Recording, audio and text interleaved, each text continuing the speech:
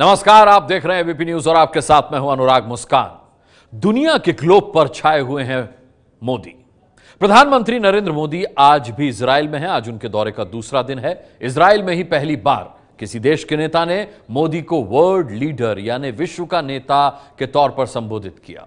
राजनीतिक अनुभव में मोदी से बहुत ज्यादा अनुभवी इजराइल के पीएम बेंजामिन नेतन्याहू ने मोदी को वर्ल्ड लीडर कहकर पुकारा, वो भी ऐसे समय जब दुनिया में सचमुच एक वर्ल्ड लीडर की कमी है।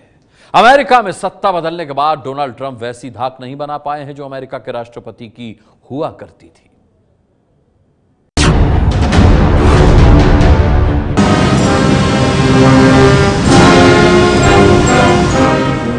इजराइल के तेल अवीव के एयरपोर्ट पर जब पीएम मोदी को लेकर एयर इंडिया का ये विमान लैंडिंग कर रहा था, तब इजराइल के प्रधानमंत्री बेंजामिन नेतन्याहू बाहें फैलाकर पीएम मोदी का स्वागत करने के लिए बेकरार थे।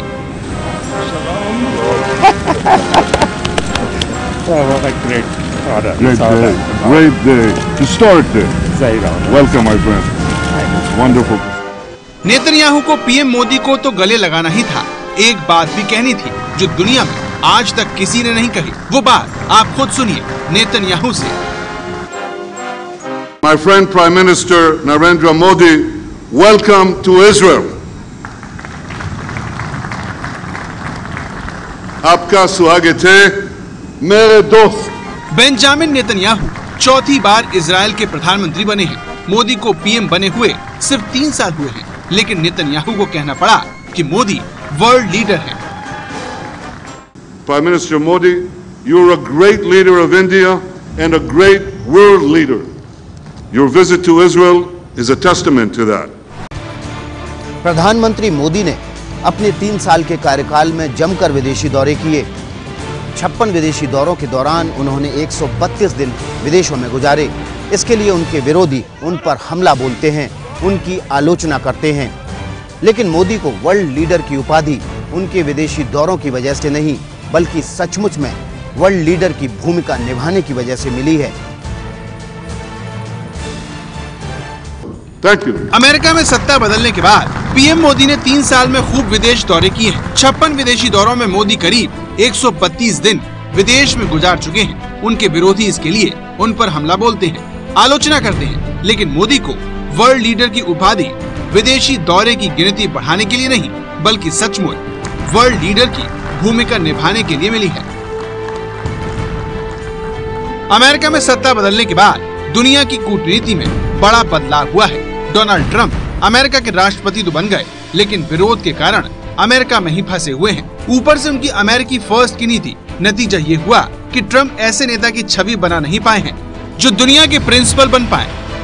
ओबामा के बाद वर्ल्ड लीडर की जगह ले नहीं पाए। उल्टे ट्रंप को पीएम मोदी को वर्ल्ड लीडर बताना पड़ गया। ट्रंप कहते हैं कि वो ट्विटर के जमाने के मॉडर्न प्रेसिडेंट हैं, ट्विटर से शासन कर सकते हैं, लेकिन सोशल मीडिया पर ट्रंप को पीएम मोदी से तगड़ी चुनौती मिल रही है। ट्विटर पर ट्रंप के 3 करोड़ 28 लाख फॉलोअर हैं, जबकि मोदी के फॉलोअर हैं 3 करोड़ 10 लाख। फेसबुक पर मोदी 4 करोड़ 18 लाख फॉलोअरों के साथ ट्रंप से आगे निकल चुके हैं, जहां ट्रंप के कुल फॉलोअर 2 करोड़ 36 लाख हैं। वर्ल्ड लीडर सोशल मीडिया नहीं बनाती। वर्ल्ड लीडर तब बनता है जब उसकी एक आवाज पर, उसकी एक अपील पर पूरी दुनिया उसके साथ आ जाए। आज दुनिया मोदी को सुनती है, वो करती है जो मोदी कहते हैं। आपको याद होगा 27 सितंबर 2014 का संयुक्त राष्ट्र में दिया गया प्रधानमंत्री मोदी का वो भाषण, जिसमें उन्होंने दुनिया को योग का रास्ता दिखाया। आइए हम एक अंतर्राष्ट्रीय योग दिवस को आरंभ करने की दिशा में कार्य करें। योग मन व शरीर, विचार व कर्म, संयम व उपलब्धि की एकात्मता का तथा मानव व प्रकृति के बीच सामंजस्य का मूर्त रूप है। योगा करने के लिए पधार रहे हैं। योग भारतीय परंपरा है, लेकिन मोदी ने संयुक्त राष्ट्र के मंच से योग की आवाज बुलंद की तो दुनिया की सबसे बड़ी संस्था संयुक्त राष्ट्र ने 21 जून का दिन विश्व योग दिवस तय कर दिया। आंखें बंद कीजिए, पूर्व स्थिति में वापस आइए। इनहेल, कम अप और विश्राम कीजिए, हाथ नीचे कीजिए। Exhale, bring your arms down. अब हम योगासनों का अभ्यास करेंगे। Now we move on to yoga asana practice. 3 साल से करीब 200 देश योगासन मोदी की दिखाई राह पर योग कर रहे हैं। जोड़े और आसन में बने रहे। Exhale and try to maintain the posture. यह आसन Inhale and slowly come back. 4,500 kilometre दूर इजराइल भी मोदी के योग से अछूता नहीं रहा। पिछले साल सिर्फ तेल अवीव शहर में 2000 लोगों ने भारत की परंपरा के मुताबिक योग किया। इजराइल के पीएम नेतन्याहू भी योग करने के लिए तैयार है और देखिए नेतन्याहू ने कैसे योग को कूटनीति और लोकतंत्र से जोड़ दिया। I have to confess to you that I've been inspired by Prime Minister Modi's enthusiasm for yoga to begin. He said to me, you can start at a low level, choose your level. So I'm starting at a low level, and here's what we're going to do. When I do a relaxing Talasana pose, and in the morning, I'll turn my head to the right. India is the first democracy that I'll see. And when Prime Minister Modi does a relaxing pose of Vasishthasana, and he turns his head to the left, Israel is the first democracy that you can see. देखा आपने, मोदी के नाम और मोदी के काम ने ही उन्हें world leader बनाया है। मोदी ने डिप्लोमेसी के पुराने तरीकों को भी बदलकर दुनिया का ध्यान अपनी ओर खींचा। एसी कमरे में होने वाली डिप्लोमेसी को मोदी मेट्रो, मंदिर, लॉन की खुली हवा में ले गए। मोदी जैसी डिप्लोमेसी की नकल भी अब शुरू हो चुकी है। My friend Prime Minister Narendra Modi, welcome to Israel.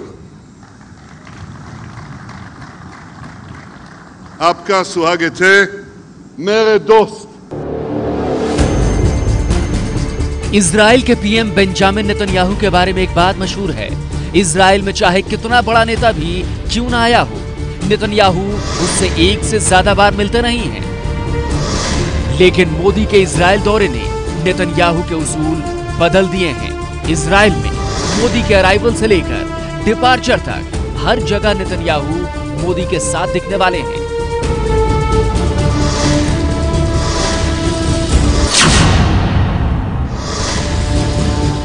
जानते हैं एक देश के शासन प्रमुख को अपने उसूल क्यों बदलने पड़े? ऐसा इसलिए क्योंकि नेतन्याहू को एक ऐसा नेता की मेहमान नवाजी करने का मौका मिला है जिसने दुनिया की कूटनीति के तौर तरीके बदल दिए हैं।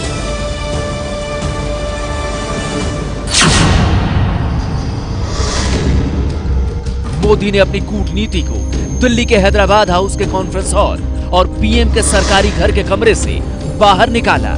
मोदी ने आतंकवाद, गरीबी जैसी समस्या का हल एसी हॉल से निकालकर हैदराबाद हाउस के लॉन, दिल्ली के मेट्रो, दिल्ली के अक्षरधाम मंदिर में ढूंढना शुरू किया। मिस्टर प्रेसिडेंट का डिप्लोमेटिक संबोधन my friend Barack, my friend Bibi और माय फ्रेंड नरेंद्र में बदल गया। My friend Narendra, in this spirit of close cooperation and deepest friendship, that I welcome you here to our home in Jerusalem. Welcome, friend. Thank you. Operation Entebbe. The day when your Prime Minister and my friend Bibi lost his elder brother Yoni while saving the lives of so many Israel hostages. और जब ये हो जाए तो आम भारतीय क्या Obama, Trump, Netanyahu, Turnbull को भी मानना पड़ेगा ही कि वाह वाह मोदी जी, क्या बात है। 2014 में चुनाव जीतने के बाद पीएम के सबसे पहले बड़े मेहमान थे चीन के राष्ट्रपति शी जिनपिंग। सितंबर में जिनपिंग का सरकारी विमान दिल्ली नहीं बल्कि अहमदाबाद में लैंड हुआ। मोदी और जिनपिंग कूटनीति के गढ़ दिल्ली में नहीं बल्कि अहमदाबाद की साबरमती नदी के किनारे झूला झूलते हुए मिले।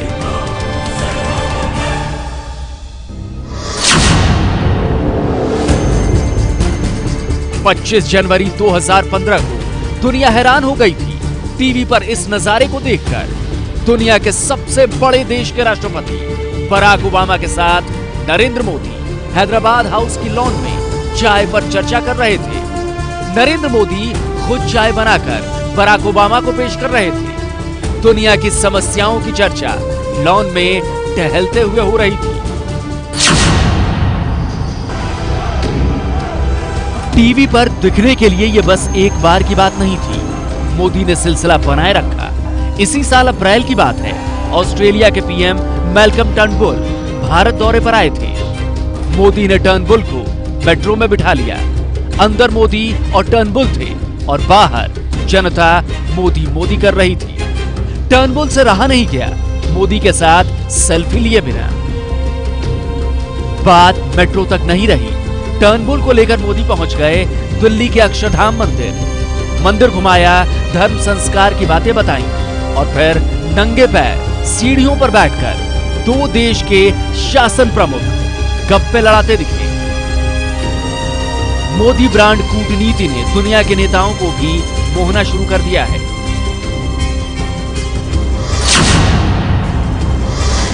मई में मोदी जर्मनी गए तो चांसलर एंजेला मर्केल के साथ बालकनी पर कूटनीति की चर्चा होने लगी। फिर पार्क में चहलकदमी के साथ बातचीत हुई। दुनिया का कोई भी नेता भारत आता है तो उसका जलवा कूटनीतिक गलियारे से आगे नहीं बढ़ता।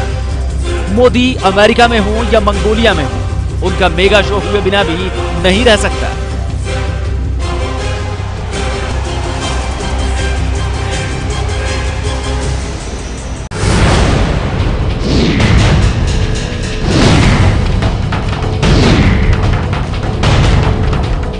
मोदी की वर्ल्ड लीडर की छवि बनने के पीछे उनका करिश्मा, व्यक्तित्व, देश में मिला प्रचंड बहुमत तो बड़ा कारण है ही। आतंकवाद, गरीबी जैसी समस्या के खिलाफ उनकी सोच ने उनका कद बहुत बड़ा बना दिया है।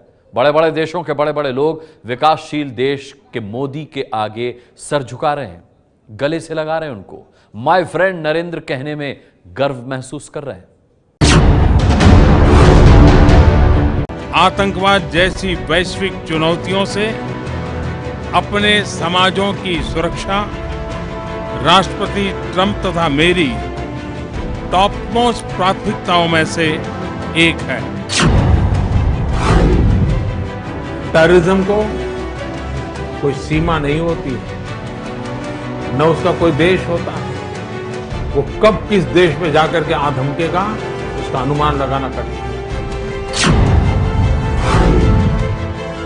आज दुनिया का कोई भूभाग आतंकवाद के आफत से बचा नहीं है। आतंकवाद मानवता शामिल है। भारत पाकिस्तान प्रायोजित आतंकवाद से पीड़ित है, लेकिन मोदी ने दुनिया के सामने कभी सिर्फ अपना रोना नहीं रोया।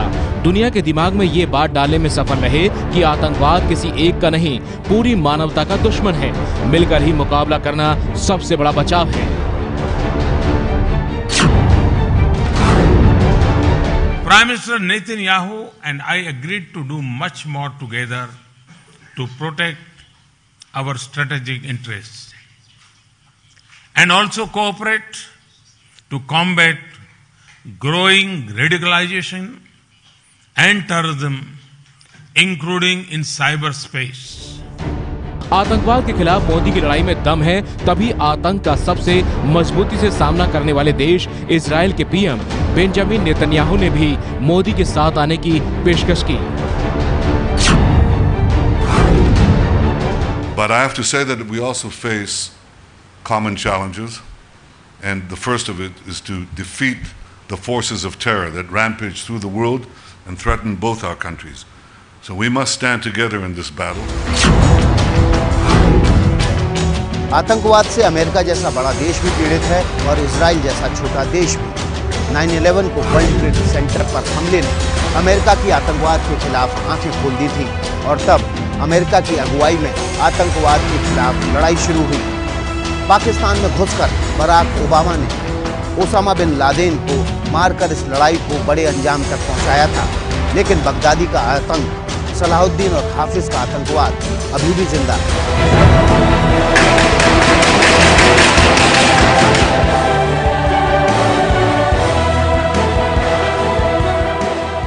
जैसे आतंकवाद की चपेट में हर देश है, वैसे ही गरीबी भी दुनिया की तरक्की पर काले टीके की तरह है। मोदी ने आतंकवाद के खिलाफ लड़ाई को गरीबी से भी जोड़ा। पाकिस्तान को चुनौती दी कि मुकाबला करना है तो गरीबी खत्म करने का मुकाबला करो।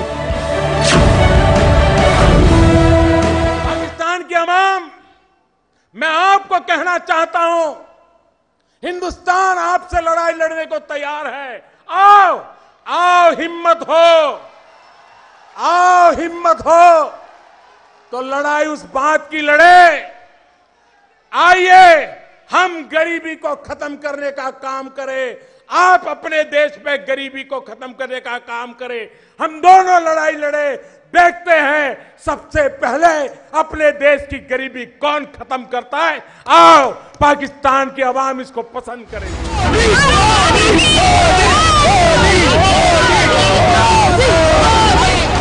अमेरिका का मेडिसन स्क्वायर मेगा शो हो या भारत के किसी ग्रामीण इलाके में मोदी के लिए दीवानगी, मोदी का जलवा दुनिया के नेताओं के सामने उनकी करिश्माई छवि बनाता है।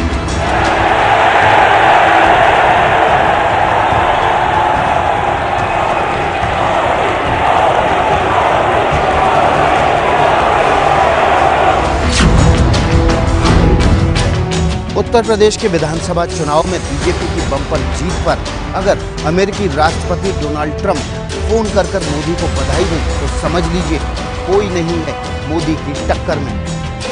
2014 के लोकसभा चुनाव में मोदी की छप्पर फाड़ जीत ने भी ट्रंप को मोदी के फार्मूले पर चुनाव लड़ने पर मजबूर कर दिया था। अब की बार ट्रंप सरकार, अब की बार ट्रंप सरकार। दुनिया का सबसे बड़ा देश अमेरिका दांतों तले उंगली दबा लेता है जब वो भारत की आर्थिक तरक्की की कहानी सुनता है। चीन का ग्लोबल टाइम्स अखबार कहता है कि भारत की आर्थिक तरक्की को गंभीरता से लेना चाहिए। I am thrilled to salute you, Prime Minister Modi, and the Indian people for all that you are accomplishing together. Your accomplishments have been vast. India has the fastest growing economy in the world. We hope we're going to be catching you very soon in terms of percentage increase. I have to tell you that. We're working on it. In just 2 weeks, you will begin to implement the largest tax overhaul in your country's history. We're doing that also, by the way. ये है ABP News, आपको रखे आगे।